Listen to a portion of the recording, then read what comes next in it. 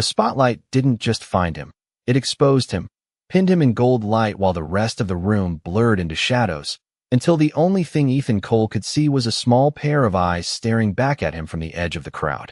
The ballroom stretched wide beneath chandeliers the size of small cars, their crystals scattering warm light across polished marble and tailored suits.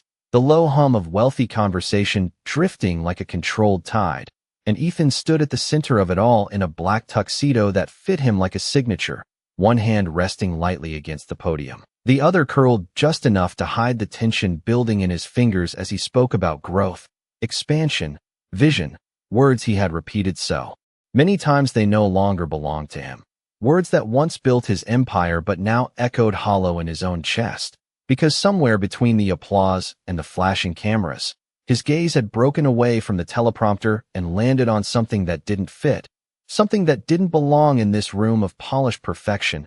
A boy no older than 5 standing beside a little girl, both dressed simply, both quiet in a way that didn't match the restless energy of the gala, and for a moment, Ethan didn't understand why he couldn't look away, why his voice slowed just slightly, why the rhythm of his speech slipped half a beat behind the rolling script, until the boy tilted his head and the light caught his face just right, and the room seemed to collapse inward. It wasn't just resemblance. It wasn't coincidence. It was precision, like someone had taken a memory from Ethan's own childhood photos and placed it in motion across the room.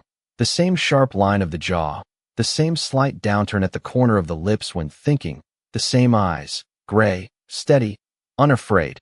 And something inside Ethan tightened without warning, a pressure behind his ribs that didn't feel like fear, but wasn't anything he could name, and for the first time in years, he lost his place. The audience didn't notice at first. The applause cues still landed, the cameras still flashed, the investors in the front rows still leaned forward with interest, but Ethan felt it. The subtle fracture in control, the way his breath didn't settle the way it should, the way the words on the screen blurred just enough to become unreadable, and when the little girl reached up and slipped her hand into the boy's, the motion so small, so natural, it struck him harder than anything loud ever could, because it wasn't just one child. It was 2. Twins. The realization didn't arrive all at once. It crept in, piece by piece, like a quiet storm building beneath the surface, and with it came something older, something buried beneath years of strategy and success and carefully constructed distance, a memory he had trained himself not to revisit, not because it hurt in the traditional sense, but because it demanded something he had never been willing to give. 5 years ago, the city had looked different from the balcony of his penthouse, the skyline stretching out like something he owned, the glass cold beneath his palm as he stood there in silence, listening to a woman behind him who refused to cry. Zaria Bennett hadn't begged. That was the part that had unsettled him even then. The way she had stood with one hand resting lightly against her stomach, her posture steady, her voice calm in a way that didn't match the words he had just said, words that now echoed back through him with a clarity he couldn't escape. I'm not ready for this. He had delivered it like a decision, like a business move, clean and final, the same tone he used in boardrooms when closing deals that changed companies overnight. And she had looked at him for a long moment, not with anger, not with desperation, but with something quieter, something heavier, as if she had already accepted an outcome he was only beginning to understand. You already decided, she had said, her voice low, steady, and he hadn't corrected her, hadn't softened the edges, hadn't stepped forward when she turned slightly away, because distance had always been easier than responsibility, and responsibility, in that moment, felt like a weight he refused to carry. The memory fractured as applause broke through the present, sharp and sudden, pulling Ethan back into the room where hundreds of eyes were now fixed on him again, waiting for him to finish what he had started, to deliver the closing line that would seal another flawless appearance. But his gaze didn't return to the teleprompter. It stayed locked on the children, who hadn't moved, who hadn't shifted under the attention or the noise or the overwhelming presence of wealth and power surrounding them. And that stillness unsettled him more than anything chaotic ever could, because it wasn't the stillness of discomfort. It was the stillness of certainty. The little girl glanced up at the boy, then back toward the stage, her expression open, curious, and when she smiled, small, unguarded. Ethan felt the last piece fall into place with a quiet, irreversible weight. He knew that smile. Not because he had seen it before, but because it belonged to something he had once been connected to, something he had walked away from without turning back, something that had continued without him, growing, changing, becoming real in a way he had never allowed himself to consider. His throat tightened just enough to make the next word difficult, and for a fraction of a second, the room noticed. Not enough to question, not enough to disrupt the polished surface of the event, but enough for the cameras to catch the pause, the slight shift in his expression, the crack in the perfect composure that had defined him for years. He finished the speech. Of course he did. The words came back, mechanical, precise, each one placed exactly where it needed to be, the applause rising again at the right moment, the audience standing in appreciation, the host stepping forward with a practiced smile. But Ethan didn't feel any of it. The sound moved around him, not through him, and as soon as the final handshake was complete, as soon as the spotlight shifted away, he stepped down from the stage without waiting for the next cue, his eyes already searching for the place where the children had stood, the place that now felt like the only thing anchoring him to the present. They were still there, waiting, not for him, but near enough that he could see them clearly now, close enough to confirm what his instincts had already decided, and standing just a few feet behind them, beneath the soft spill of light near the exit, was a woman he hadn't seen in 5 years but recognized instantly, not because she looked the same, but because she didn't. Zaria Bennett stood with a quiet composure that didn't ask for attention but held it anyway, her posture relaxed, her expression calm, her eyes steady as they met his across the room without hesitation, without surprise, as if this moment had already existed somewhere long before he stepped into it. And in that silence, in that distance between them filled with everything he had left unsaid, Ethan understood something with a clarity that left no room for denial. This wasn't a coincidence. This wasn't a possibility. This was the life he had walked away from, standing in front of him, complete, undeniable, and entirely beyond his control. The distance between them did not feel like space. It felt like consequence, stretched across polished marble and whispered conversations until every step Ethan took toward her carried the weight of 5 years he had chosen to ignore, and the closer he moved, the quieter everything else became, the laughter softening, the music fading into something distant, until all that remained was the steady rhythm of his own breath and the unshaken stillness of the woman waiting near the exit with 2 children who did not look away from him. Zaria did not shift when he approached, did not adjust her posture or glance down or offer even the smallest acknowledgement that his presence had once meant anything more than what it did now. And that absence of reaction unsettled him in a way no confrontation ever could, because it removed the ground he knew how to stand on, leaving him with nothing but the truth he had not prepared to face. The boy stood slightly in front of his sister, not protective in a practiced way, but naturally, instinctively, as if that was simply how he existed in the world.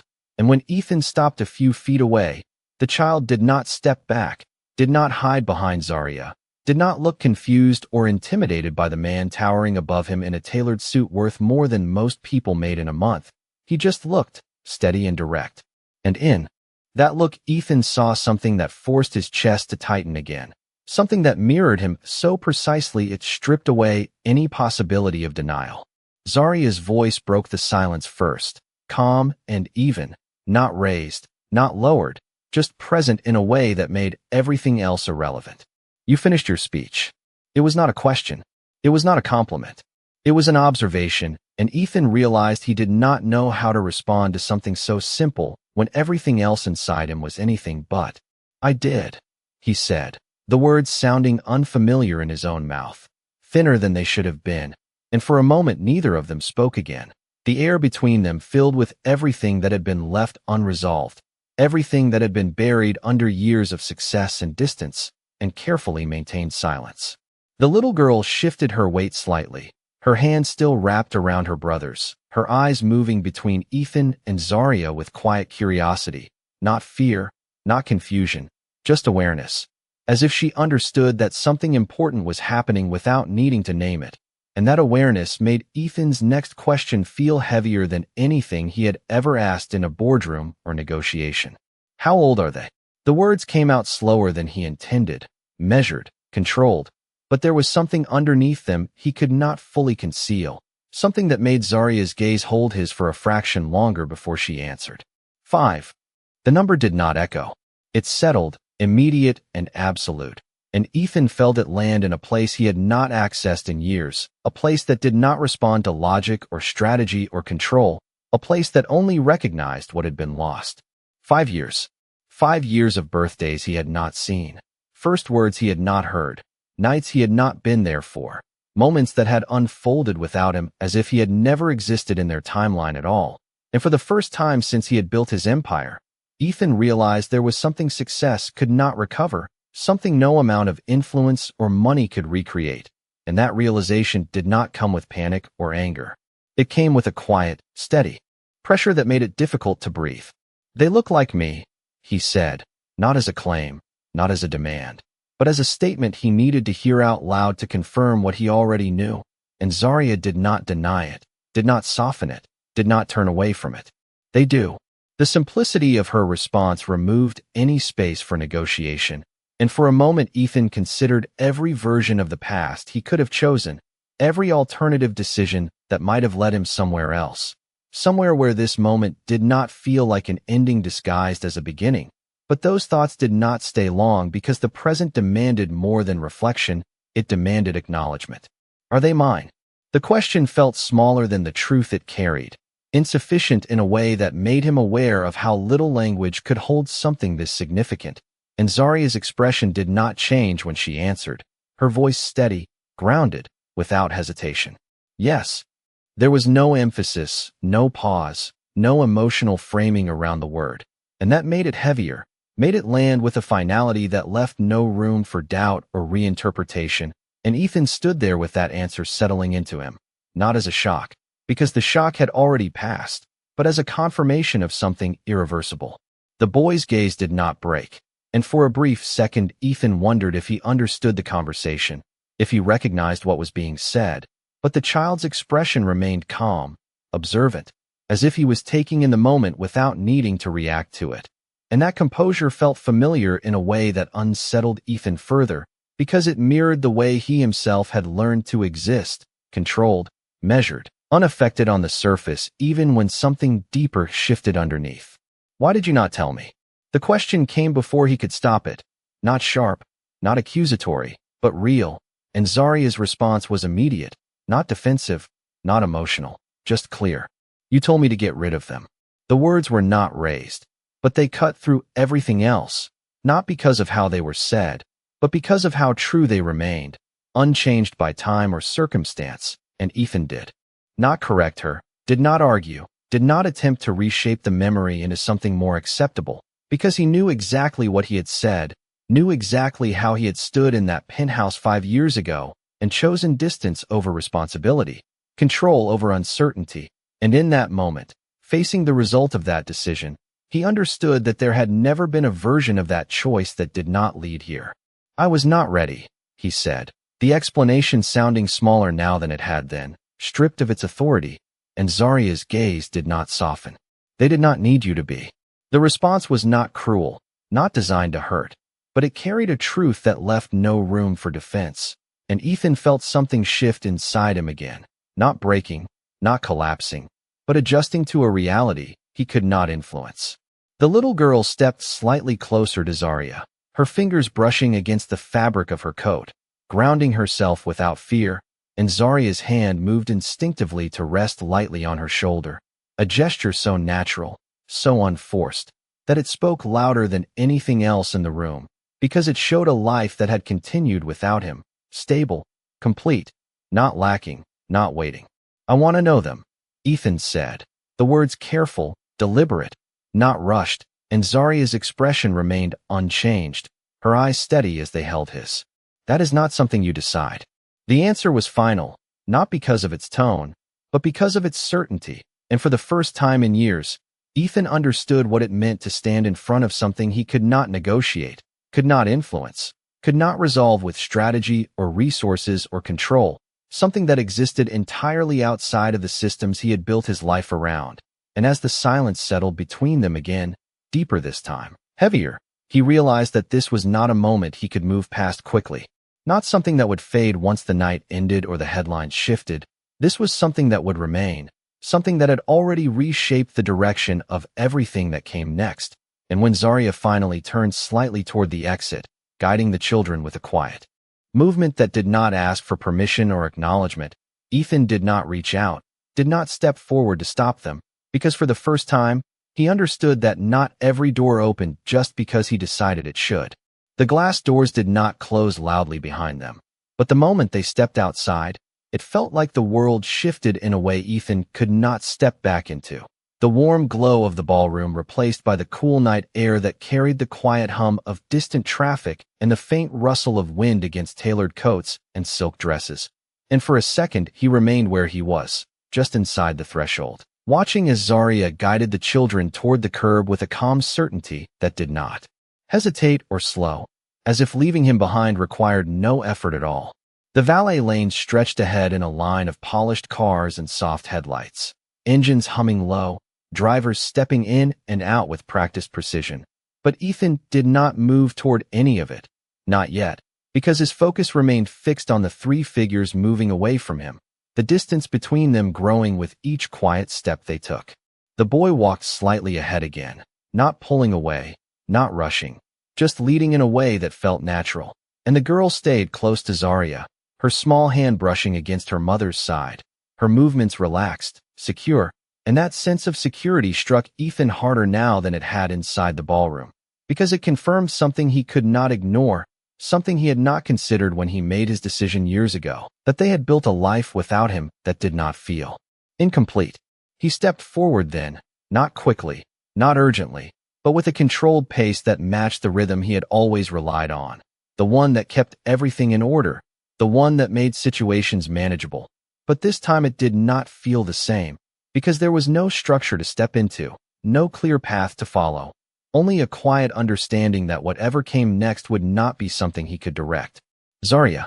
Her name left his mouth before he had fully decided to say it, carried by something deeper than intention, and she stopped, not abruptly, not reluctantly, just enough to acknowledge the sound without turning right away, her shoulders still, her posture unchanged, and when she finally looked back, there was no tension in her expression, no expectation, just a calm awareness that he was still there. The children paused with her, both of them turning slightly, their attention shifting back toward him without fear or hesitation. And for a moment Ethan stood facing all three of them under the soft spill of streetlight, the scene quiet in a way that made every detail feel sharper, clearer, more permanent. "I am not asking for permission to care," he said, the words deliberate, chosen carefully, but even as he spoke them, he understood how unfamiliar they sounded, how different they were from the language he had built his life on, and Zarya's gaze held his for a second longer before she responded. "Care is not something you declare," she said, her voice steady, grounded in a way that did not invite argument, and the simplicity of it left no space for him to push back, no angle to reframe it into something negotiable. The boy shifted his weight slightly, his eyes still on Ethan, and there was something in that gaze that made Ethan hesitate, not because he felt rejected, but because he felt seen in a way he had not experienced in years, as if the child was not just looking at him, but measuring him, not with judgment, but with quiet curiosity that carried its own kind of weight. "What are your names?" Ethan asked, directing the question toward the children this time, his tone softer, less controlled, and the girl glanced up at Zarya briefly before answering, her voice small but clear. "I am Nyla." The boy followed a second later, his tone steady, mirroring the calm presence he had held since the beginning. "Noah." The names settled into Ethan's mind with an unexpected clarity, as if they had always been there waiting to be spoken, and for a brief moment, something shifted in his chest, not fully formed, not fully understood, but present enough to make him aware of how much had existed without him knowing.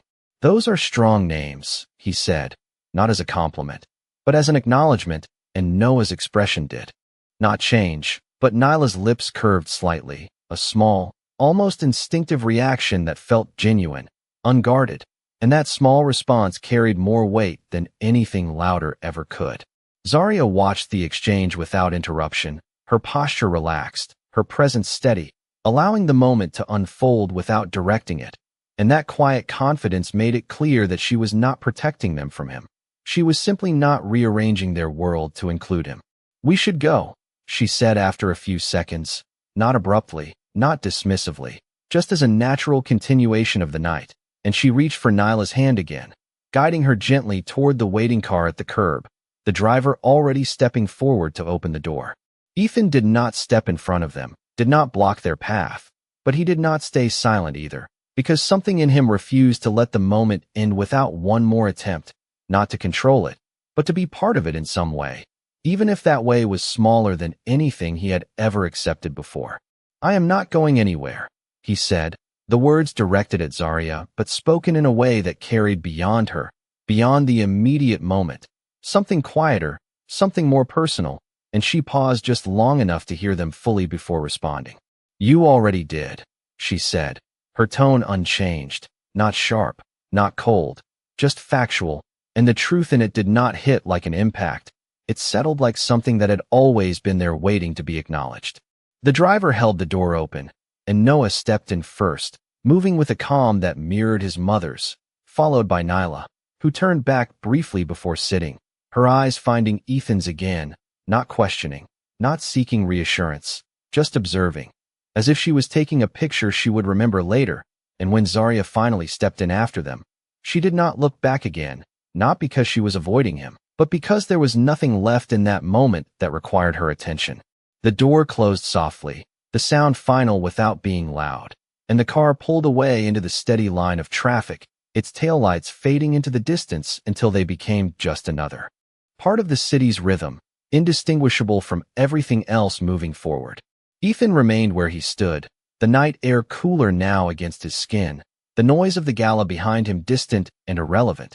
And for the first time in a long time, he did not reach for his phone, did not call for his driver, did not move to reclaim the structure of his evening, because none of it felt connected to what had just happened. Instead, he stood there with the quiet understanding that something fundamental had shifted, something that could not be undone or managed or delayed. And as the space they had occupied emptied completely, leaving only the echo of their presence behind, Ethan realized that this was not the end of an encounter. It was the beginning of something he had no control over, something that would not respond to his usual methods, something that would require him to face not just what he had lost, but who he had been when he chose to lose it. And that realization did not come with urgency or panic.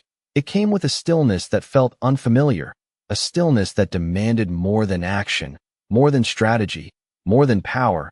It demanded change, and for the first time, Ethan did not know if he was capable of giving it. The city did not slow down for him. It never had. But as Ethan finally stepped away from the curb and into the quiet hum of the street, something about the movement around him felt different, not because the world had changed, but because he no longer moved through it the same way. And for the first time in years, the rhythm he had built his life on did not guide him forward. It left him standing still in the middle of it, watching everything continue without him. The driver approached from behind with the usual calm efficiency, opening the car door with a polite nod, waiting for Ethan to step inside. But Ethan did not move right away, his gaze still fixed on the direction the car had disappeared, as if something in him expected it to return, expected the moment to rewind itself into something he could control. But nothing came back, and after a few seconds, he stepped into the car without a word, settling into the leather seat that had always felt like a place of certainty, a place where decisions were made cleanly and outcomes were predictable. But tonight it felt different, not uncomfortable, just unfamiliar, as if the space no longer belonged entirely to him. The door closed softly, the engine humming beneath him as the car pulled away from the curb, merging into traffic with the same precision that defined everything in his world. But Ethan did not reach for his phone, did not check messages or emails or missed calls, did not return to the structure that had always absorbed his attention. Instead, he sat back slightly, his gaze unfocused, his thoughts not scattered but concentrated in a way that demanded attention, because for the first time in a long time, there was nothing external pulling him away from what had just happened. 5 years. The number stayed with him, not as a measure of time, but as a measure of absence, of everything that had unfolded without him. everything that had been lived fully and completely outside the boundaries of his awareness. And as the city lights passed by in long stretches of gold and white, reflecting off the glass in soft blurs, Ethan found himself thinking not about what he had built during those years, but about what had existed without him, something that felt far more significant than anything he could list on paper or present in a meeting. The car slowed at a light, the glow of red reflecting faintly across the interior, and in that stillness, another memory surfaced, not forced, not resisted, just present, the image of Zaria standing in that apartment years ago, not crying, not pleading, just steady, her hand resting lightly against her stomach in a way that now carried a weight he had not understood then. And he realized that the calm he had once interpreted as acceptance had not been acceptance at all, it had been decision.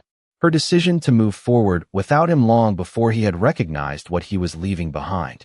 He exhaled slowly, the breath measured but heavier than usual, and for a moment he allowed himself to consider something he had never entertained before, not seriously, not fully, what it would have meant to stay, not as an obligation, not as a disruption to his plans, but as a choice that reshaped everything that came after. And the thought did not come with regret in the dramatic sense. It came with clarity, the kind that did not demand reaction but required acknowledgement. The car turned onto a quieter street, the noise of the city softening, and Ethan leaned forward slightly, resting his forearms against his knees, his hands loosely clasped together, his posture no longer the rigid control he carried in public spaces, but something more grounded, more present. And for the first time since stepping off that stage, he spoke, not to anyone in particular, but because the silence felt too full to hold everything alone. Find out where she lives. The words were calm, measured, and the driver glanced at him briefly in the rearview mirror before nodding once, acknowledging the instruction without question. But as soon as the request left Ethan's mouth, something in him shifted again, not dramatically, not visibly, but enough to make him sit back, reconsidering what he had just said, because the instinct to locate, to gather information, to create access was one he had relied on his entire life, one that had never failed him. But tonight, it felt different, not wrong, but incomplete, as if knowing where she lived would not bring him any closer to what he was actually trying to understand. No, he said quietly a second later, his voice lower, more deliberate, and the driver's eyes flicked to the mirror again, waiting. Do not do that. The correction was not hesitation, it was intention, and Ethan leaned back into the seat, his gaze shifting to the window as the city continued moving around him. Because for the first time, he understood that this was not a situation he could approach the way he approached everything else. It was not about access, not about proximity, not about inserting himself back into a space he had left. It was about something else entirely, something that required him to step back instead of forward. The car came to a stop outside his building, the familiar structure rising above him in clean lines of glass and steel, reflecting the city lights in sharp precision. And for a moment he remained inside, not out of reluctance, but because stepping out would mean returning to a version of his life that no longer felt complete, a version that had been built without considering what he now knew existed beyond it.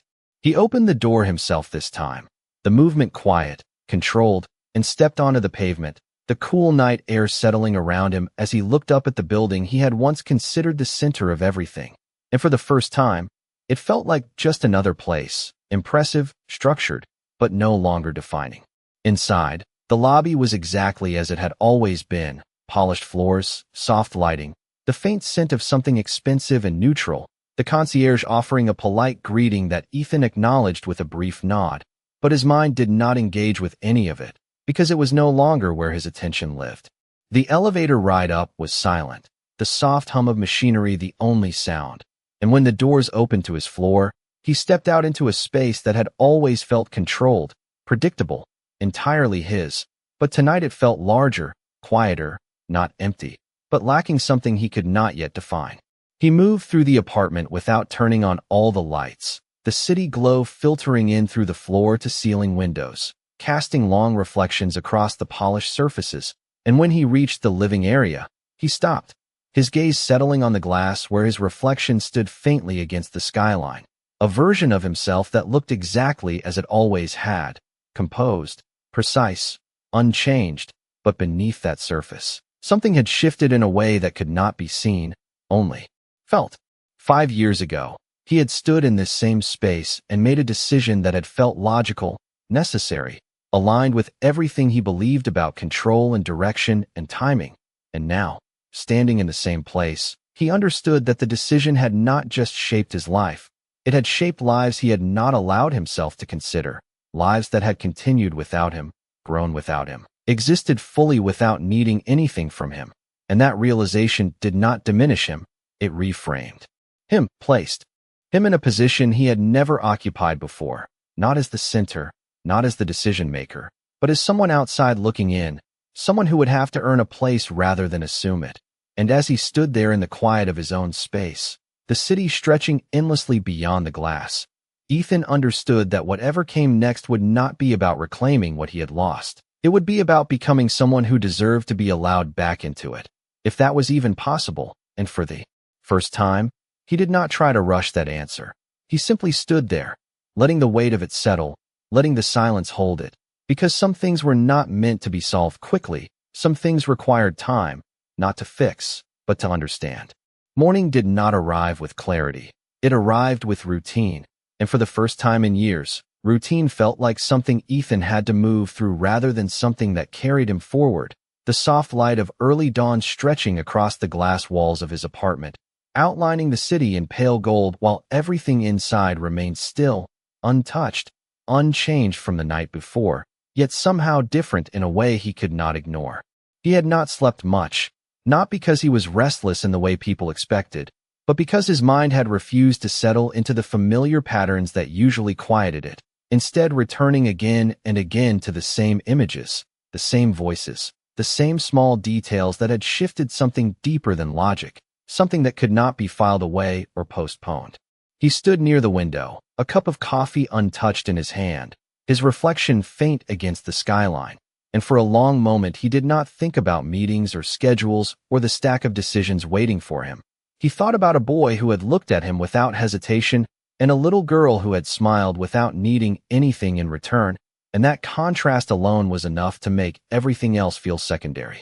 The phone on the counter lit up with notifications, reminders, updates, each one a piece of the life he had built with precision and discipline, but he did not reach for it immediately, not because he was avoiding it, but because he was no longer anchored to it the same way. And when he finally picked it up, the motion was slower, more deliberate, as if he was deciding whether the world inside that device still held the same priority it always had. The first call came in at 8:15, his assistant's voice calm, efficient, already moving through the day's agenda without pause, listing meetings, confirmations, adjustments, and Ethan listened, not interrupting, not redirecting, but something in his silence caused her to hesitate near the end, just for a second, before asking, "Is there anything you would like to change?" The question was standard, routine, but the answer was not. Ethan glanced out the window again, the city fully awake now, movement everywhere, life continuing with or without his input, and for a moment he considered giving the same response he always had, the one that kept everything aligned and uninterrupted, but the words did not come the same way. "Cancel the afternoon," he said finally, his tone calm, not rushed, not uncertain, just different enough to be noticed. There was a brief pause on the other end, not long, but present. "All of it?" she asked. "All of it," he confirmed, and when the call ended, the silence that followed did not feel empty. It felt intentional, as if space had been created for something that required more than a full schedule would allow. By mid-morning, he was already in motion, not toward an office or a meeting, but through the city in a way that felt unfamiliar, his car moving through streets he rarely paid attention to, past storefronts, small cafes, neighborhoods that existed outside the controlled environment of boardrooms and private events. And as he looked out the window, he realized how little of it he actually knew, how much of the world he had passed by without seeing because it did not serve a purpose within his defined structure. The driver glanced back once, waiting for direction, but Ethan did not give a specific address. Not yet, because this was not about arriving somewhere precise. It was about understanding something he had ignored, and that understanding did not come from coordinates or data. It came from presence. Eventually, he spoke, his voice quieter than usual, but steady. Take me to the public elementary schools within 5 miles of downtown. The request was unexpected, but the driver nodded, adjusting the route without question, and as they moved through different parts of the city, passing playgrounds, small buildings with bright murals and fenced yards, Ethan found himself watching more closely, noticing details he would have dismissed before, the way children moved without restraint, the way parents lingered at gates, the rhythm of a world built on something entirely different from what he knew. They stopped near one school just before dismissal, the parking lot partially filled, the sidewalk lined with people waiting, and Ethan remained in the car at first, observing through the tinted glass, the scene simple, ordinary, but layered with something he had never taken the time to consider because it had never been part of his reality. The bell rang, sharp and clear, and within seconds the doors opened, children spilling out in waves of energy, voices overlapping, laughter breaking through the air in a way that felt unfiltered, unstructured, and Ethan's gaze moved instinctively, searching, not because he expected to see them there, but because the memory of the night before had altered the way he saw everything connected to it. He stepped out of the car slowly, not drawing attention, just blending into the edge of the crowd, his posture more relaxed than usual, his presence quieter, and as he stood there, watching parents greet their children, watching small hands reach for familiar ones, he understood something with a clarity that did not need explanation, that these moments, these daily interactions, were the foundation of something he had never built, something he had never even attempted to understand. A boy ran toward a woman near him, his backpack bouncing against his shoulders, his voice bright as he called out to her, and she knelt slightly to meet him halfway, her expression warm, immediate, and the simplicity of that exchange held more meaning than anything Ethan had negotiated in a room full of executives, because it was not about outcomes or leverage or timing. It was about presence, about showing up, consistently, without condition. He stayed there longer than he expected, not moving, not interrupting the flow of the scene, just observing, allowing the reality of it to settle without trying to translate it into something familiar. And when the crowd began to thin, when the last few children left with their families, he stepped back toward the car, his movements unhurried, his thoughts not racing but aligning in a way that felt more grounded than anything he had experienced in a long time.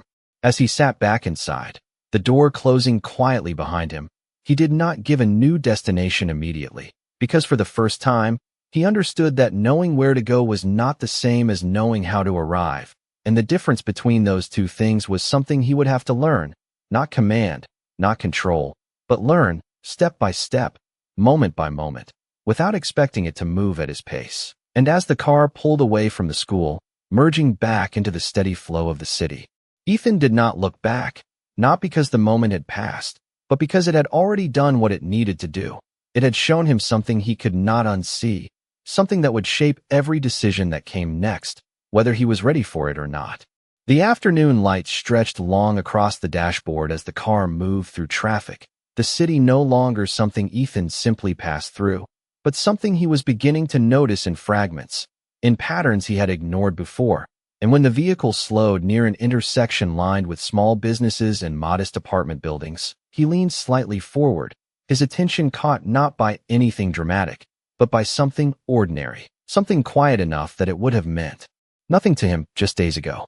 A small storefront sat on the corner, its windows clear, not polished to perfection but clean, lived in, with a simple sign above the door that read, Bennett Learning Studio.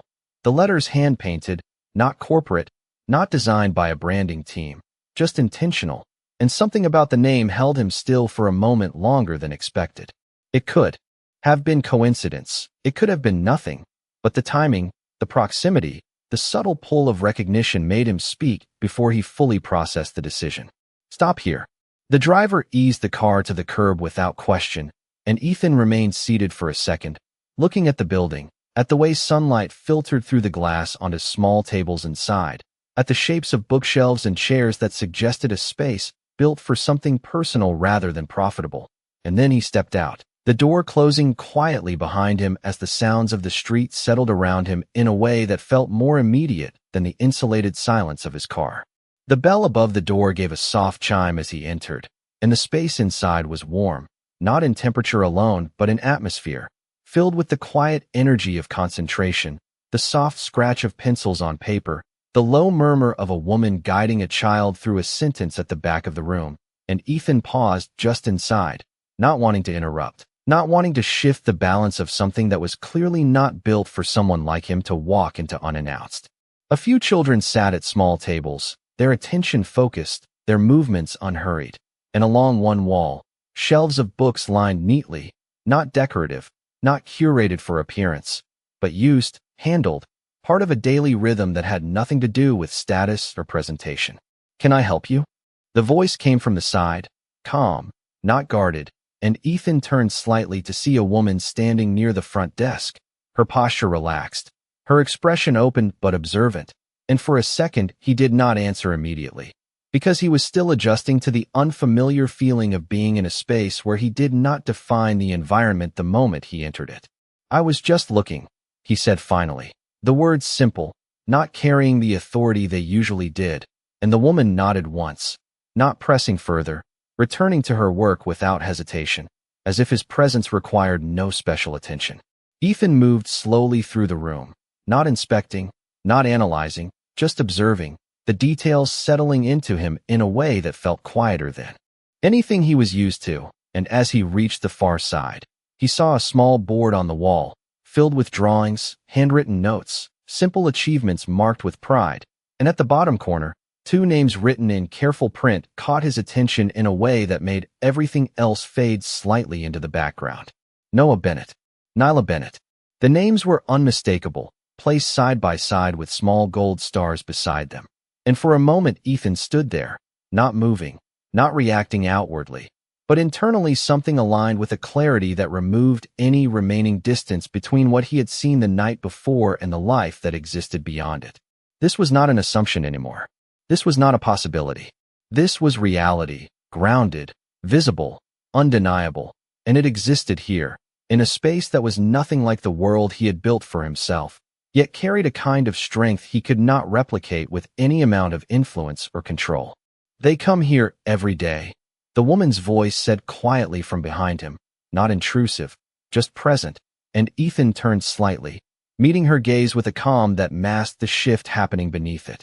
"They do well," she added, her tone carrying a quiet pride that was not exaggerated, just earned, and Ethan nodded once, absorbing the information in a way that felt different from how he usually processed facts, because this was not data to be used, it was something to be understood.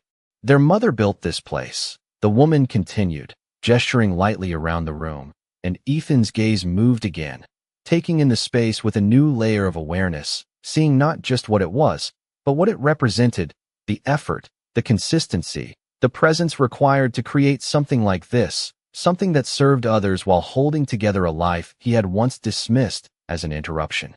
"She is not here right now," the woman added, and Ethan did not ask where she was, did not ask when she would return, because for the first time, he understood that information alone would not change anything. It would not bridge the distance he had created. It would not grant him access to something that had been built without him. Instead, he nodded again, a quiet acknowledgement that did not require more explanation, and after a few seconds, he turned toward the door, his steps measured, his posture steady, carrying with him not a sense of urgency, but a deeper awareness of what stood in front of him. Outside, the air felt different again, not because the environment had changed, but because his perspective had, and as he stepped back toward the car, he paused briefly, looking once more at the simple sign above the door, the name that now held more meaning than anything engraved on the buildings he owned. And for the first time, he understood that what Zarya had built was not something he could enter simply by deciding to be part of it. It was something that existed on its own terms. Something that required more than presence, more than intention. It required consistency, humility, and time. And as he opened the car door and stepped inside, he did not give the driver a destination right away, because for the first time, moving forward was not about where to go next. It was about who he needed to become before he got there. And that was not a path he could measure in miles or minutes. It was something he would have to walk without knowing exactly how long it would take. The rest of the day did not return to normal, because normal no longer existed in the same way. And as the car moved away from the learning studio, Ethan did not check his schedule, did not ask for updates, did not return to the version of himself that had always filled every hour with purpose. Instead, he sat in a quiet awareness that stayed with him long after the building disappeared from view. The image of those names still fixed in his mind, not as something distant, but as something real, that continued without his involvement. By early evening, the sky shifted into a soft gray blue, the city lights beginning to rise again. And for the first time in years, Ethan chose not to go home immediately, not to return to the controlled silence of his apartment, but to remain outside, to stay within the movement of a world he was only beginning to understand. And when he finally stepped out of the car near a small park just a few blocks from the studio, the decision did not feel strategic, it felt necessary. The park was not large, just a simple stretch of green bordered by a walking path, a few benches placed at intervals, and a small playground where the sound of children's laughter carried lightly through the air, unfiltered, unaffected by the structure that defined everything else in his life. And Ethan walked slowly along the path, his pace unhurried, his posture less rigid than usual, allowing himself to exist within the moment without directing it. He did not expect to see them, not logically, not intentionally, but something in him remained aware, searching without effort. And when his gaze shifted toward the far side of the park, where the playground stood under a row of soft yellow lights, he stopped without realizing it. Zarya sat on a bench just beyond the play area, her posture relaxed, one arm resting along the back, her attention on the children in front of her. And for a moment Ethan did not move, did not approach, because the scene in front of him felt complete in a way that did not require his presence. Noah stood near the climbing structure, focused, methodical in his movements, testing each step before shifting his weight, while Nyla moved with more freedom, her laughter rising as she ran across the small space, her energy uncontained, and the contrast between them felt familiar in a way Ethan could not explain, not because he had seen it before, but because it reflected something deeper, something that connected them in ways he was only beginning to recognize. Zarya's gaze followed them both, not controlling, not directing, just present, steady. And when Nyla stumbled slightly before catching herself, Zarya did not rush forward, did not react with panic. She simply watched, trusting the moment to resolve itself. And that quiet confidence held a kind of strength Ethan had not associated with her years ago, because he had never taken the time to see it fully. He remained at a distance, far enough not to interrupt, close enough to observe, and for the first time, he understood that this was not about stepping into their world immediately. It was about learning how to stand outside it without trying to reshape it, without trying to claim space that was not yet his. Minutes passed, maybe longer, time moving in a way that felt slower, more grounded, and eventually Noah glanced toward the path, his eyes landing on Ethan with the same steady awareness he had shown before, not startled, not confused, just recognizing. And he said nothing, did not call out. But the look alone was enough to shift something in Ethan again, because it acknowledged him without inviting him closer. Zarya followed his gaze, her eyes finding Ethan a second later, and for a brief moment, neither of them moved, the distance between them holding everything unsaid, everything understood. And then she turned her attention back to the children, not dismissing him, not reacting, simply continuing. And that choice carried more meaning than any confrontation could have. Ethan stepped off the path then, not quickly, not forcefully, just enough to close part of the distance, stopping a few yards away, close enough to be present, far enough to respect the boundary that had been made clear. And he stood there, not speaking, not interrupting, allowing the moment to exist without pushing it forward. Nyla noticed him next, her movement slowing as she turned, her expression curious, and after a brief hesitation, she walked a few steps closer, not all the way, just enough to see him clearly, her small frame steady under the soft glow of the park lights. "You came back," she said, her voice simple, not loaded with expectation, just observation. And Ethan felt the words settle in a way that carried more weight than their simplicity suggested. "I did," he answered, his tone calm, matching hers, not overreaching, not assuming familiarity, and she studied him for a second longer before nodding slightly, as if confirming something for herself, before glancing back toward Zarya, who remained seated, watching, not intervening, not directing the interaction, allowing it to unfold naturally. Noah approached next, his steps measured, his posture composed. And when he stopped beside his sister, he looked at Ethan with that same steady gaze, the one that felt older than his years, and for a moment the three of them stood in quiet alignment, not connected in the way families usually were, but not entirely separate either, something in between, something undefined. "We are about to leave," Noah said, his voice calm, matter of fact, and Ethan nodded once, accepting the statement without resistance, because he understood now that timing was not his to decide. "Okay," he replied, and the word felt different, not as a concession, but as an acknowledgement. And when Zarya finally stood, gathering their things with the same quiet efficiency she had shown before, she walked toward them, her presence grounding the moment again, her gaze moving from the children to Ethan with a calm steadiness that did not invite conversation but did not avoid it either. "We have a routine," she said simply, not as an explanation, not as a defense, just as truth. And Ethan met her gaze, understanding what she was saying beneath the words, that their life moved with a rhythm he was not part of yet. "I know," he said, and for the first time, the statement was not about knowledge in the usual sense. It was about acceptance, about recognizing that this was not something he could step into without learning it first. Nyla reached for Zarya's hand, Noah falling into step beside them, and as they began to walk away, Ethan did not follow immediately.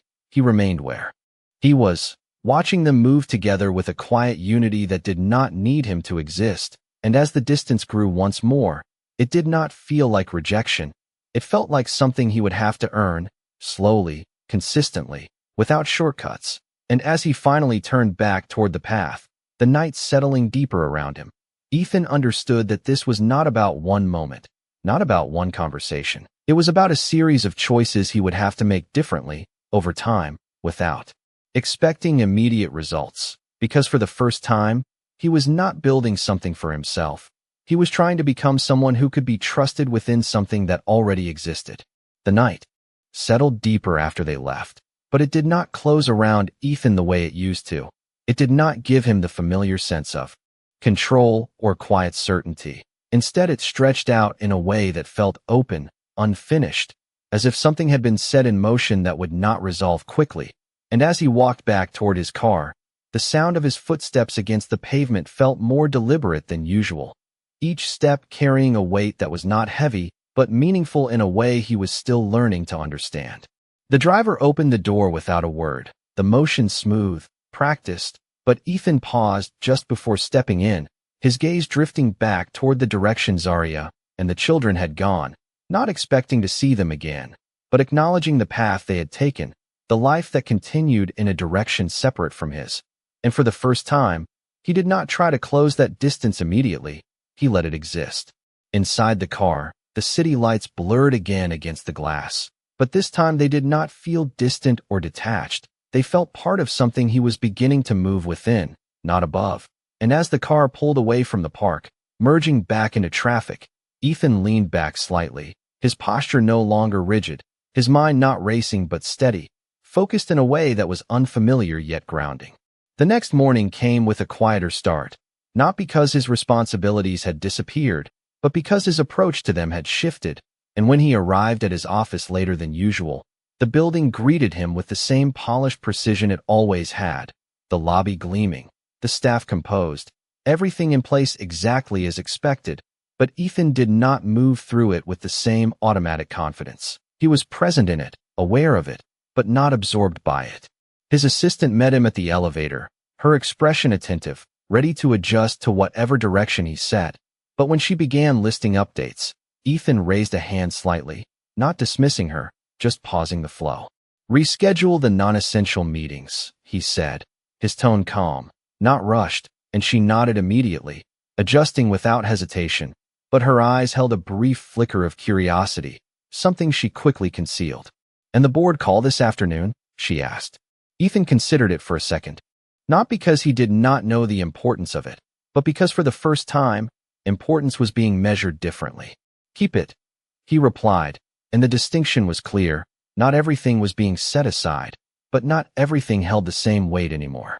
The office itself felt unchanged, the glass walls, the clean lines, the quiet hum of productivity, But as Ethan stepped into his space, he did not go straight to his desk. He moved instead toward the window, the city stretching out beneath him in layers of motion and structure. And for a moment he simply stood there, taking it in without immediately translating it into strategy or opportunity. His phone buzzed with incoming messages, updates from partners, confirmations from assistants, and he handled them efficiently, because that part of him had not disappeared, but there was a difference now, a separation between what he could manage and what he needed to understand, and the two no longer overlapped the way they once had. By early afternoon, after the board call concluded with the same precision it always had, Ethan found himself looking at the clock, not out of impatience, but out of awareness, the time aligning with something else now, something outside the walls of his office, and without overthinking it, he stood, gathering only what he needed before stepping out, his movements calm, deliberate, and when his assistant looked up, ready to ask for clarification, he spoke before she could. "I will be out for the rest of the day," he said, and she nodded, already adjusting the schedule in her mind, because adaptability was part of the system he had built, even if the reason behind the change was not something she understood.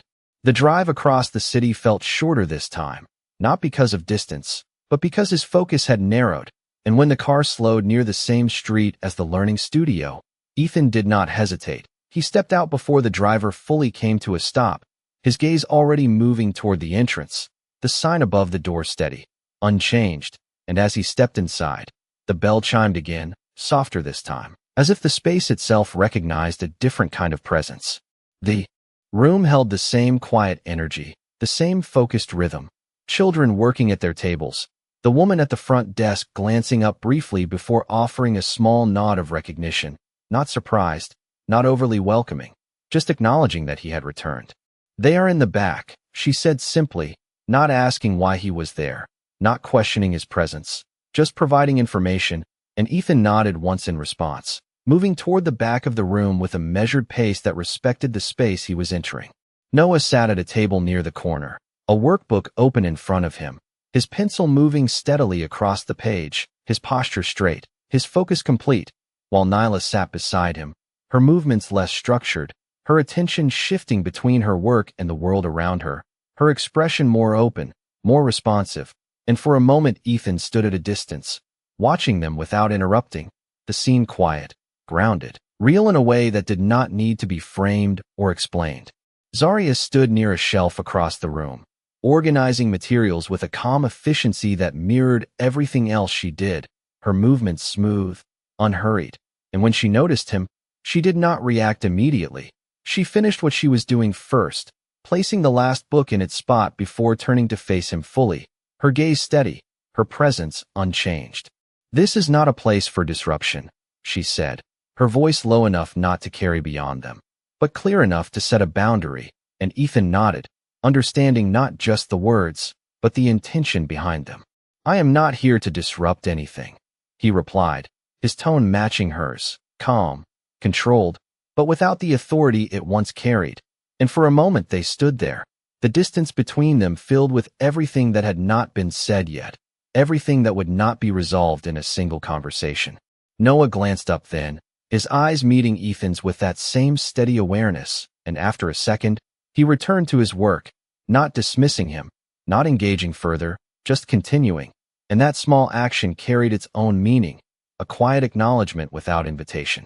Nyla looked up next, her expression brightening slightly, and she offered a small wave, not formal, not cautious, just natural, and Ethan returned it with a slight movement of his hand, the interaction simple, unforced, and Zarya watched it all without intervening, her expression unreadable but not closed, just measured, as if she was allowing something to unfold while still holding the structure around it. "You came back," she said after a moment, not as a question, but as recognition, and Ethan nodded once. "I said I would not leave," he answered, and the words carried a different weight now, not a declaration of intent, but a quiet commitment to something that would not be proven in a single moment, and Zarya held his gaze for a second longer before turning slightly back toward the room, her attention returning to the children, to the space she had built, to the life that continued regardless of his presence. And Ethan remained where he was, not stepping further in, not pulling away, just standing in the space between who he had been and who he was beginning to understand he needed to become. Time did not rush forward inside the learning studio. It moved with intention, each minute marked not by urgency, but by quiet consistency. And Ethan remained near the back of the room longer than he had planned, not because he did not know when to leave, but because leaving felt like stepping away from something he was only beginning to understand. The sound of pencils against paper continued in a steady rhythm, punctuated by the occasional soft instruction from Zarya as she moved between the children, guiding without hovering, correcting without pressure, and there was a balance in the way she carried herself that Ethan had never associated with her before, a confidence that did not need recognition, a control that did not rely on authority, and as he watched her, he realized that what she had built here was not just a place, it was a system of trust, something that could not be replicated quickly or claimed without earning it. Noah finished a line in his workbook and paused, his pencil hovering slightly above the page as he glanced up again, his eyes finding Ethan's with the same steady focus. And this time he did not immediately look away. He held the gaze for a second longer, as if deciding something internally before speaking. "You are not leaving," he said, his voice calm, not accusatory, not curious, just stating what he observed, and Ethan felt the words settle in a way that required honesty rather than deflection. "No," he answered, matching the boy's tone, not adding more than necessary, and Noah nodded once, as if the answer aligned with something he had already considered, before returning to his work without further comment. Nyla leaned slightly toward him then, her voice softer but more open. "Do you work here now?" she asked, her question simple, unfiltered, and Ethan allowed himself the smallest shift in expression, not quite a smile, but something close to it. "Not yet," he said, and the honesty in the response felt different from anything he would have said before, because it did not position him above the situation, it placed him within it, still learning, still outside. She seemed to accept that without confusion, nodding lightly before turning back to her paper, her attention moving fluidly between curiosity and focus in a way that felt natural, unforced, and Ethan remained where he was, not inserting himself further, not directing the interaction, just allowing it to exist as it was. Zarya moved closer then, her presence quiet but intentional, and she stopped a few feet away, her gaze meeting Ethan's with the same calm steadiness she had held from the beginning. "You cannot stand here every day and expect it to change something overnight," she said, her voice low enough to keep the space undisturbed, but clear enough to carry the weight of what she meant, and Ethan did not respond immediately, not because he disagreed, but because he understood that what she was saying was not a challenge. It was a boundary shaped by experience, by years of doing this alone, by years of building something without depending on anyone else. "I know," he said after a moment, his tone measured, not defensive, not dismissive, just acknowledging the truth in her words, and Zarya held his gaze for a second longer, as if evaluating the sincerity behind them, before speaking again. "Then understand this," she continued, her voice steady. "They are not waiting for you to catch up." And the statement landed with a clarity that did not leave room for interpretation, not because it was harsh, but because it was real, and Ethan felt it settle without resistance, because for the first time, he was not trying to reshape reality into something easier to accept. He was allowing it to stand as it was. "I am not asking them to wait," he replied, and there was no urgency in his voice, no attempt to convince, just a quiet alignment with what he was beginning to understand. And something in Zarya's expression shifted, not visibly, not dramatically, but enough to register as recognition, not approval, not acceptance, just awareness that he was not responding the way he might have before.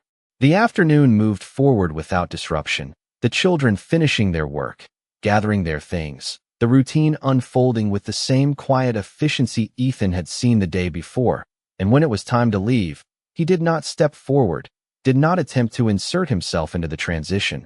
He remained where he was, observing, respecting the structure that had been established long before he arrived.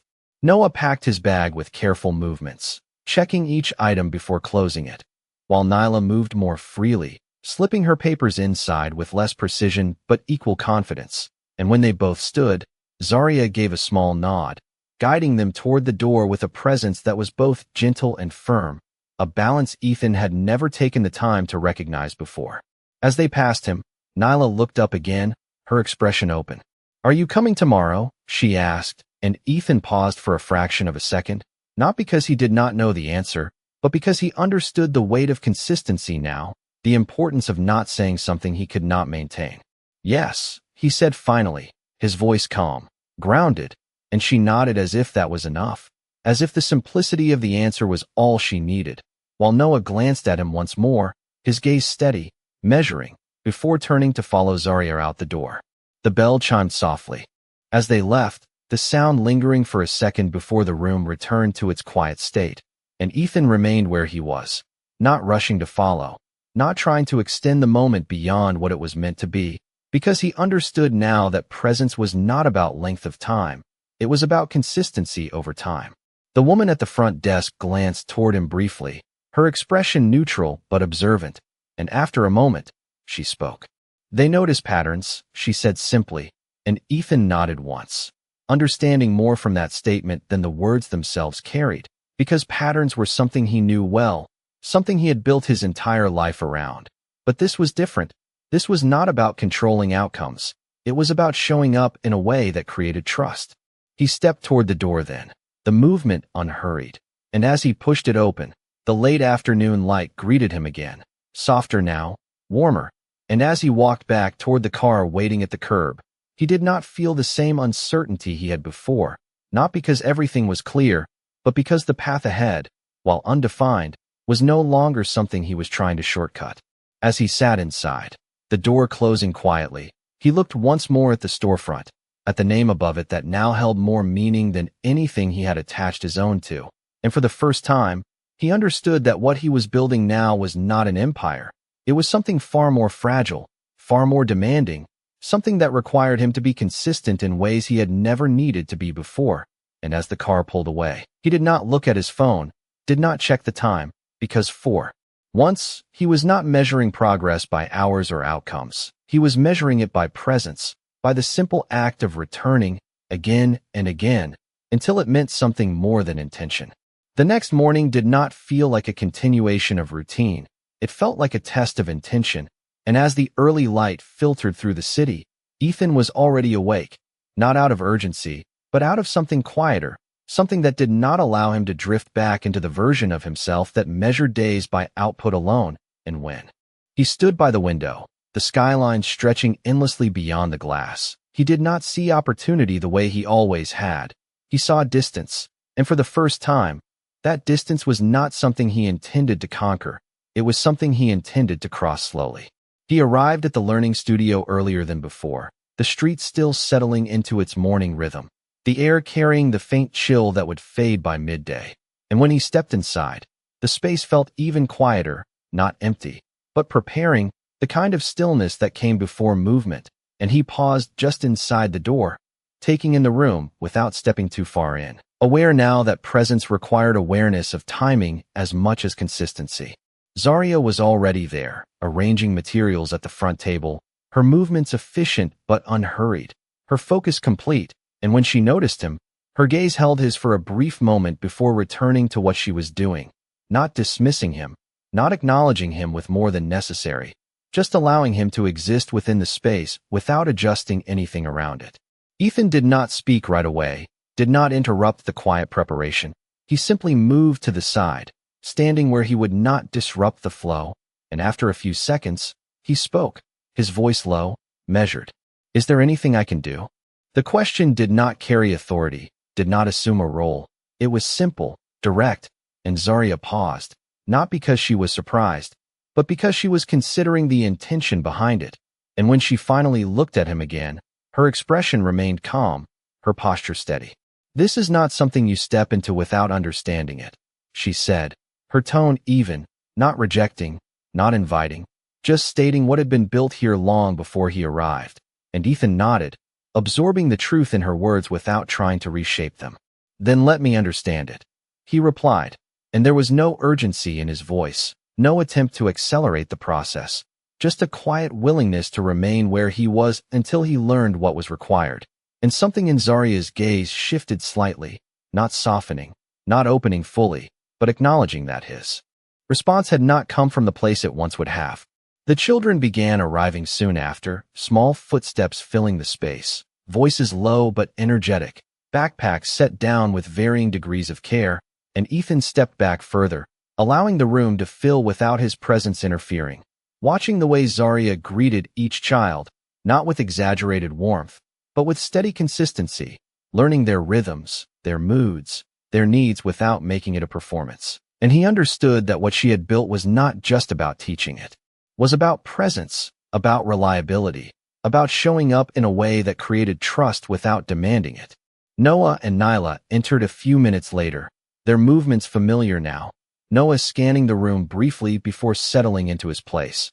Nyla pausing just long enough to glance toward Ethan, her expression brightening slightly before she moved to join her brother, and Ethan returned the small acknowledgement with a slight nod, not overstepping, not calling attention to it, just allowing the moment to exist naturally.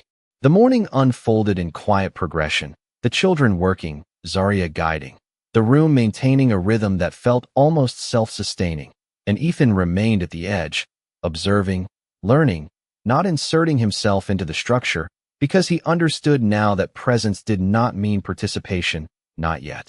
After a while, one of the younger children struggled with a sentence, her pencil hovering uncertainly above the page, her brows furrowed in quiet frustration, and she glanced around, not asking directly, but searching, and Ethan felt the instinct to step forward, to assist, but he hesitated, not because he lacked the ability, but because he understood that this was not his role to claim without permission. Zarya noticed the hesitation, not just in the child, but in him, and after a moment, she spoke without looking directly at him. "Sit," she said, her voice calm, directed toward the small chair beside the child, and Ethan moved without question, lowering himself into the seat with a measured motion, his posture adjusting to the unfamiliar height, the unfamiliar position, and for a second, the difference alone grounded him in a way nothing else had. The child looked at him, unsure at first, and Ethan met her gaze with a quiet steadiness, not overwhelming, not distant.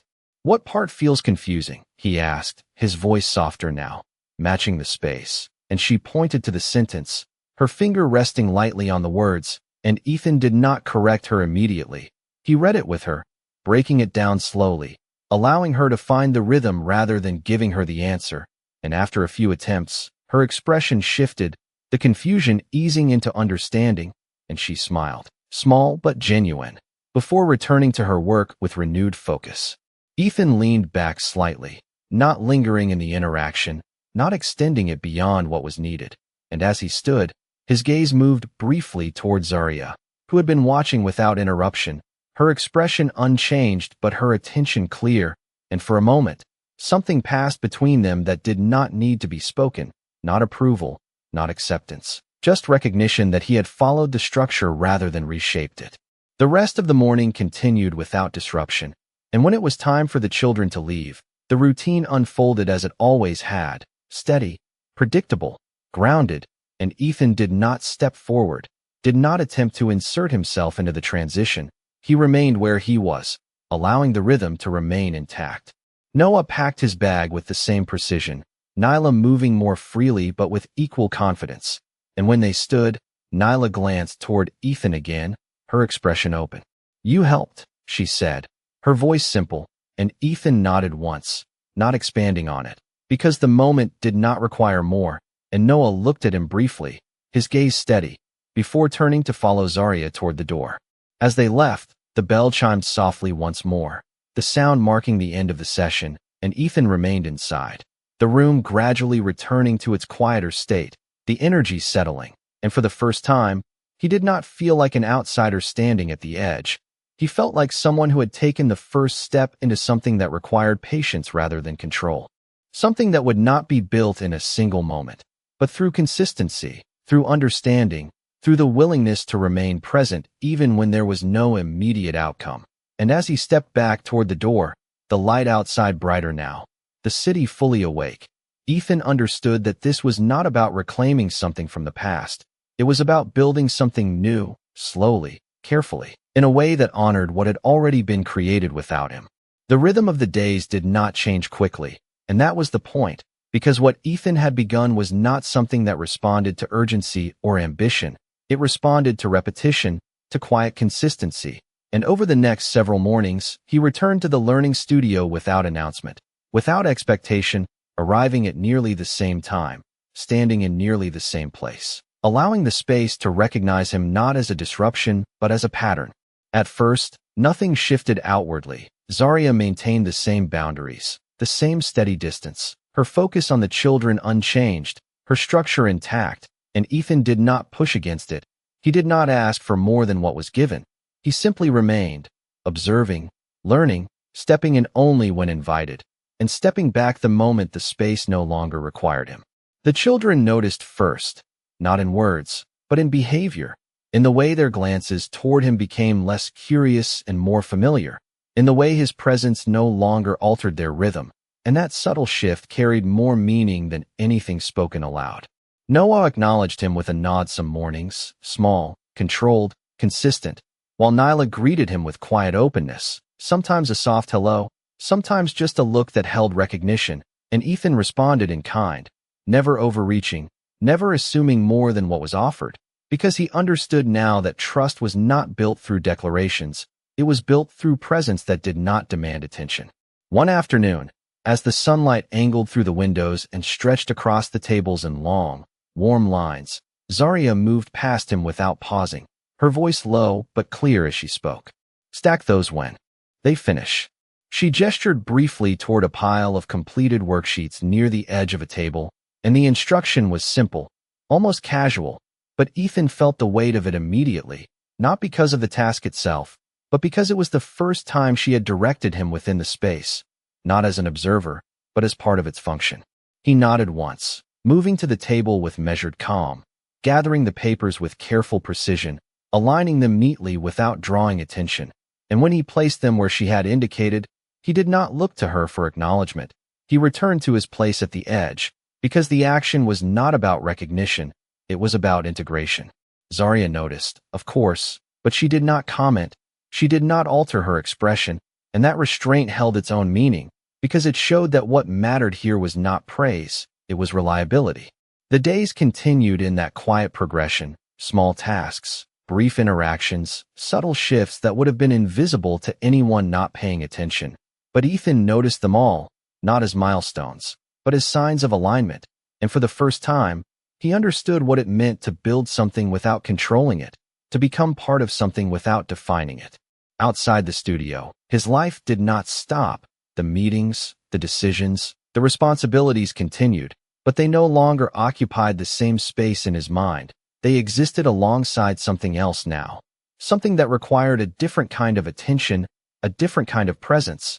And when his assistant asked about the changes in his schedule, the adjustments in his availability, Ethan did not offer explanations, not because he was avoiding them, but because what he was doing did not translate into the language of efficiency or strategy. It was something quieter, something personal, something that could not be measured the way everything else in his life had been. One evening, after the studio had closed and the street outside had settled into the soft glow of early night, Ethan remained inside a moment longer than usual, the space empty now, the silence deeper without the presence of children, and Zarya stood near the front desk, organizing the last of the materials, her movements steady, unhurried, and for a moment, neither of them spoke, the quiet between them no longer tense, but not yet comfortable, something in between, something still forming. "You are consistent," she said finally, her voice calm, not offering praise, not withholding it, just stating what she had observed, and Ethan met her gaze without shifting. "I intend to be," he replied, his tone steady, and for a second, her expression held his, as if measuring the weight of that intention, before she looked away, returning to her work. "Intentions do not matter without time," she said, her voice quieter now, almost reflective, and Ethan nodded slightly, because he understood that better than he had before, not as a concept, but as something he was beginning to live. "I know," he answered, and the simplicity of it carried more truth than any explanation could have, because he was no longer trying to convince her, he was allowing time to speak in ways words could not. The next day brought a subtle shift, not dramatic, not announced, but present, And as the children settled into their work, Noah approached him briefly, his steps measured, his gaze steady. "I have a reading assignment," he said, his voice calm, not asking directly, but offering the information, and Ethan understood the implication, not assuming, not overstepping, but recognizing the opening that had been given. "Would you like help?" he asked, his tone even, and Noah considered for a second before nodding once, leading him to the table where the book lay open, and as they worked through the passage together, the interaction remained quiet, focused, without unnecessary conversation, but there was something in it that felt different, something that moved beyond observation into participation, not because Ethan had stepped forward, but because he had been allowed to. Nyla watched from her seat, her expression bright, and when Noah finished, she leaned slightly toward Ethan, her voice soft. "He likes when things are done right," she said, and Ethan allowed himself the smallest hint of a smile. "So do I," he replied, and the shared understanding, simple as it was, settled into the moment without needing to be expanded. Zarya observed all of it without interruption, her presence steady, her attention clear, and though she did not speak, the absence of correction, the absence of distance in that moment, carried its own meaning, because it showed that the boundary had not been removed, but it had been adjusted, not through insistence, but through consistency. As the day came to an end and the children gathered their things, the routine unfolded as it always had, but Ethan no longer stood entirely at the edge of it. He existed within it in small, measured ways, ways that did not disrupt its structure but contributed to it. And as Noah and Nyla moved toward the door with Zarya, the bell chiming softly as it opened, Nyla turned back briefly, her eyes finding Ethan's with a quiet certainty. "See you tomorrow," she said, not as a question, but as an expectation, and Ethan nodded once, his voice calm, grounded. "Tomorrow," he replied, and as the door closed behind them, the sound soft but final, he remained in the space a moment longer, not because he needed to, but because he understood that this quiet progression, this steady alignment, was the foundation of something that could not be rushed, something that would only exist if he continued to show up, not just physically, but fully, consistently, without expectation of immediate return, and for the first time, that was enough. The pattern did not break, but it deepened, and over the following days, something subtle began to shift beneath the surface of the routine that had once felt impenetrable, not because the structure changed, but because Ethan no longer stood entirely outside of it, and that difference, though quiet, carried weight in ways that could not be measured by time alone. The learning studio continued to move with the same steady rhythm, children arriving, settling into their work, Zarya guiding them with calm precision. But now, when Ethan entered, there was no pause in the flow, no adjustment made for his presence, and that absence of disruption was not dismissal, it was integration, the kind that came only after. Consistency had proven itself enough to be trusted. One morning, as sunlight filtered through the front windows in soft, angled beams, casting long shadows across the tables, Zarya handed him a small stack of flashcards without looking directly at him, her voice low but clear. "Work with them on these after they finish," she said, gesturing briefly toward a group of younger children near the center of the room, and Ethan took the cards with a measured nod, understanding immediately that this was not a favor, not an experiment. It was responsibility, small but intentional, and he moved toward the table with a calm focus that mirrored everything else in the space. The children looked up as he approached, their expressions curious but not uncertain, because his presence was no longer unfamiliar, and he knelt slightly to meet them at eye level, the motion natural now, not forced, not calculated, and as he guided them through the words on the cards, he did not rush, did not correct too quickly. He allowed them to find the answers themselves, supporting without controlling, and the process, simple as it was, grounded him in a way nothing else had, because it required something he had rarely practiced before, patience without expectation. Across the room, Zarya watched without interrupting, her attention divided between multiple tasks, yet aware of every movement, every interaction, and though her expression remained composed, there was a shift in the way she carried her attention, not guarded, not open, but observant in a way that acknowledged what was happening without defining it. Noah worked quietly at his usual table, his focus unwavering, But every so often, his gaze lifted briefly, checking the room, measuring the consistency of everything around him, and each time, when it landed on Ethan, there was no hesitation, no question, just recognition, and that quiet acknowledgement held more meaning than any words could have carried. Nyla moved between tasks with her usual fluidity, her energy soft but present, and when she finished her work, she drifted closer to where Ethan sat with the younger children, her curiosity drawing her in, and she watched for a moment. Before speaking softly, "You are getting better," she said, her voice simple, without judgment, and Ethan allowed himself a small, genuine smile, something that did not belong to his usual controlled expressions, but came naturally from the moment. "I am learning," he replied, and the honesty in his tone required no further explanation, because it was evident in the way he moved, in the way he stayed within the rhythm rather than trying to lead it. The morning continued without disruption, the flow steady, grounded, and when the time came for the children to leave, the routine unfolded with the same quiet efficiency, but there was a difference now, one that could be felt rather than seen, because Ethan no longer stood entirely apart from it. He existed within it in a way that was subtle but real. As Noah packed his bag, his movements precise as always, he paused for a moment, his hand resting on the zipper before he looked up at Ethan, his gaze steady, thoughtful. "You come every day," he said, not as a question, but as an observation, and Ethan met his gaze without shifting.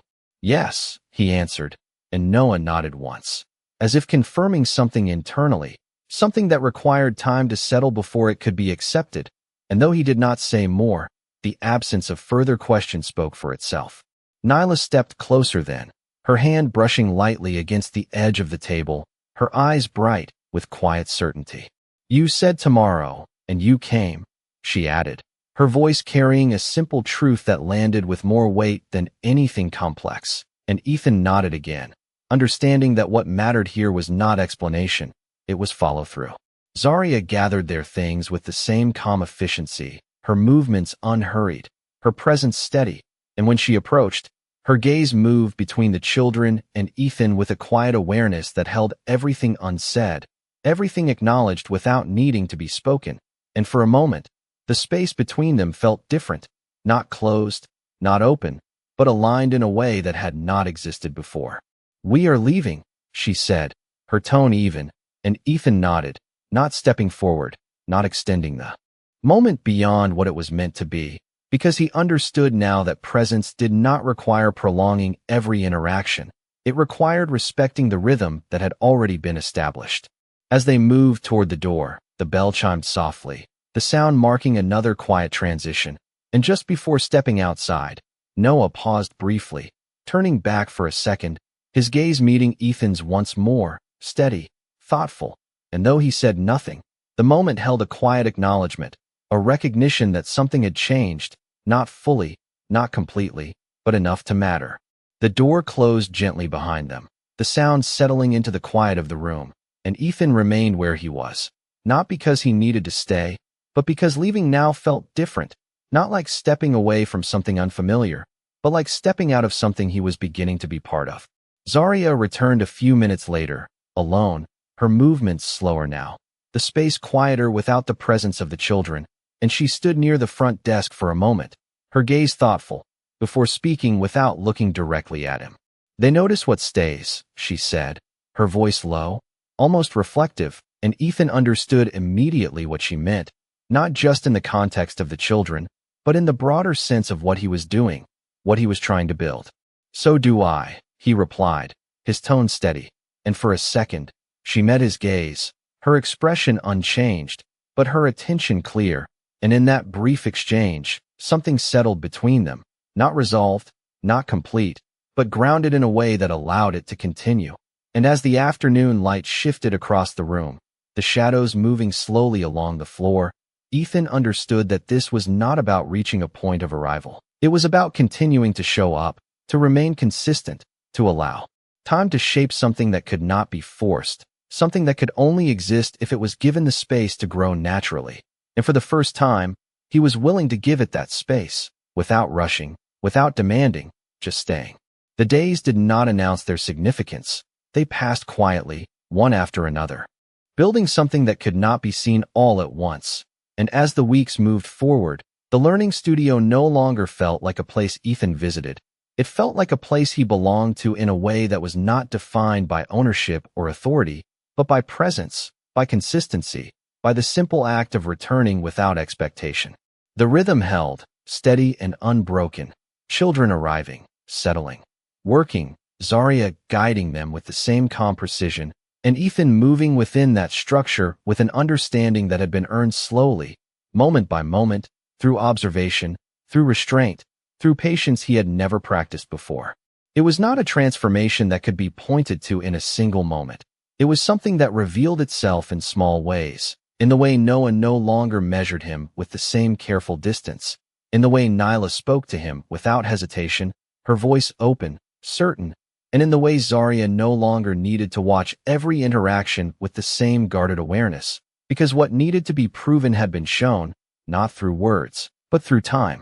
One late afternoon, as the sun lowered behind the buildings, casting a warm, fading light through the windows, the room settled into its end-of-day quiet, the children finishing their work, the sounds soft, unhurried, and Ethan stood near the front, organizing materials as he had done countless times before, his movements natural now, integrated into the rhythm without effort. And when Noah approached, his steps calm, his posture steady, there was no hesitation in the way he stopped beside him. "I have a presentation tomorrow," Noah said, his voice even, direct, and Ethan turned slightly, giving him his full attention without shifting the space around them. "What is it about?" he asked, and Noah held his gaze, not testing, not uncertain, just present. "Family," he answered, and the words settled between them with a weight that was quiet but undeniable. And for a moment, Ethan did not respond immediately, not because he did not understand, but because he did, completely, and that understanding required more than a simple reply. "Do you need help preparing?" he asked after a second. His tone steady, and Noah nodded once, a small, deliberate movement that carried more meaning than anything spoken aloud, because it was not just a request, it was trust, measured, considered, given without being demanded. They worked together at the small table near the back, the paper laid out in front of them, Noah outlining his thoughts with careful precision, and Ethan did not lead, did not shape the narrative. He listened, guiding only when needed, allowing the words to come from the boy himself, because this was not about control, it was about support. And as Noah spoke, describing what family meant to him, the words were simple, grounded, not dramatic, not elaborate, but real in a way that did not require embellishment. "Family is who stays," Noah said at one point, his voice calm, his eyes on the paper, and Ethan felt the sentence settle into him with a clarity that did not need explanation, because it reflected everything he had come to understand, everything he had been trying to become. He did not interrupt, did not add to it. He simply nodded, allowing the meaning to exist as it was. And when Noah finished, there was no need for correction, no need for adjustment, because the truth in it was complete. Nyla joined them a few minutes later, her presence light but intentional, and she leaned slightly against the table, looking at the paper with quiet interest. "That is good," she said, her voice soft but certain, and Noah nodded once, satisfied, before gathering his things. And as they stood, Zarya approached, her gaze moving between them, her expression composed but thoughtful, and for a moment, the three of them stood together, not separated by distance or uncertainty, but connected in a way that had been built slowly, carefully, without force. "We should go," she said, her tone even, and Noah nodded, Nyla reaching for her hand instinctively. And as they turned toward the door, Ethan remained where he was, not stepping forward, not extending the moment beyond what it was meant to be, because he understood now that some things did not need to be held on to, they needed to be allowed to continue naturally. But just before they reached the door, Noah paused, turning back, his gaze meeting Ethan's with a steadiness that no longer held distance, but something else, something quieter, something that did not need to be defined. "Will you be there tomorrow?" he asked, and the question was simple, but it carried weight, because it was not about a place, it was about presence, about continuity, about the promise of something that had been built through consistency. Ethan met his gaze without hesitation, his voice calm, grounded in everything he had learned. Yes, he said, and there was no need to add more, because the word itself held the meaning, the commitment, the understanding that this was not a moment. It was something ongoing, something that would continue as long as he chose to remain.